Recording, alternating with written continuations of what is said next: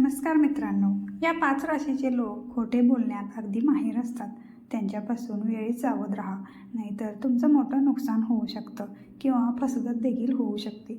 एकीकडे सत्यवचने प्रामाणिक लोक नेहमीच खरं बोलतात, तर दुसरीकडे खोटं बोलणे हा काही लोकांचा स्वभावच जणू. त्यामुळे असे काही लोक अशा प्रकारे खोटे बोलतात की ते अगदी खरे वाटते. असे लोक या कामात इतके निष्णात असतात की त्यांची ही सवयच त्यांची ओळख बनते. अशा लोकांचे म्हणणे गांभीर्याने घेतले जात नाही.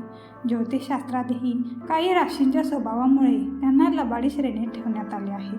अशा कोणत्या राशी आहेत तेच आज आपण बघणार आहोत. व्हिडिओ शेवटपर्यंत पहा, ज्यामुळे इथून पुढे तुम्ही खोटे बोलणाऱ्या लोकांपासून सावध राहाल आणि तुमचे नुकसान वेळीच टळेल. खोटे बोलण्यासाठी कर्क राशीचे लोक हे दुसऱ्या क्रमांकावर येतात. खोटे बोलणे हा त्यांच्या डाव्या हाताचा खेळच म्हणा ना. संकटाच्या वेळी हे लोक खोटे बोलण्यात आघाडीवर असतात. ज्योतिषशास्त्रानुसार कर्क राशीचा स्वामी चंद्र असतो. याच कारणामुळे या राशीच्या लोकांना खोटं बोलण्याची सवय जन्मापासूनच असते. त्यांनी सांगितलेले खोटे सहजासहजी पकडले जात नाही, इतके चालाखीने ते खोटे बोलत असतात. यानंतरची राशी म्हणजे मिथुन राशी. या राशीचे लोक दुहेरी स्वभावाचे असतात. त्यांना दुग्गल म्हणतात. हे लोक खोटे बोलण्यात खूप पुढे गेलेले असतात. असे मानले जाते की ते आपले म्हणणे इतके ठामपणे सर्वांसमोर मांडतात ठेवतात की त्याचे खोटे कोणी पकडूच शकत नाही. या राशीचे लोक वेळ आणि लोकांच्या नजरेत खोटे बोलतात. जेव्हा आवश्यक असेल तेव्हा ते त्या पद्धतीने स्वतःला इतरांसमोर सादर करतात आणि लबाडी करतात.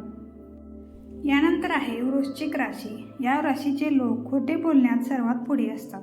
या लोकांवर अजिबात विश्वास ठेवायचा नाही. खोट्या कथा बनवण्यात वृश्चिक खूप पुढे असतात. यांच्यावर संकट आले की ते अगदी सहज खोटे बोलतात. या राशीचे लोक व्यवसायात खूप पुढे असतात. या कामातही त्यांना खोटेपणाचा अवलंब करावा लागतो, खोटेपणाचा आधार घ्यावा लागतो. प्रेम प्रकरणातही त्यांना खोटं बोलावं लागतं. त्यांच्यावर विश्वास ठेवणं त्यामुळे खूप कठीण असतं. यानंतरची राशी मीन राशी. मीन राशीचे लोक खोटे बोलण्याच्या बाबतीत इतर राशींपेक्षा थोडे वेगळे असतात. ते स्वभावाने खूप स्वार्थी असतात, मतलबी असतात. अनेकदा त्यांच्या स्वार्थासाठी ते खोटे बोलत राहतात. अनेक वेळा ते लोक खोट्याच्या सहाय्याने इतरांना आपल्या शब्दात घेण्याचा प्रयत्न करतात. आपले म्हणणे पटवून देण्यासाठी ते इतरांसमोर अनेक वेळा चांगले असल्याचे भासवतात आणि अशामुळे फसवणूक होते. शेवटची राशी म्हणजे सिंह राशी. खोटे बोलण्यात सिंह राशीचे लोक राजाच म्हणा ना. या बाबतीत यांचा हातखंडा कोणीही धरू शकत नाही. सिंह राशीचे लोक परिस्थिती पाहून निर्णय घेतात की त्यांनी खोटे बोलायचे की खरे बोलायचे. खोटे बोलणे ही त्यांच्यासाठी एक कला असते. ते इतके स्पष्ट खोटे बोलतात की समोरच्या व्यक्तीला समजणे कठीण होते आणि सगळे खरे मानून बसतात.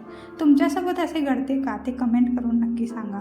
हा व्हिडिओ जास्तीत जास्त शेअर करा आणि अशाच उपयोगी माहितीसाठी चॅनेलला लाईक आणि सबस्क्राईब करा. धन्यवाद.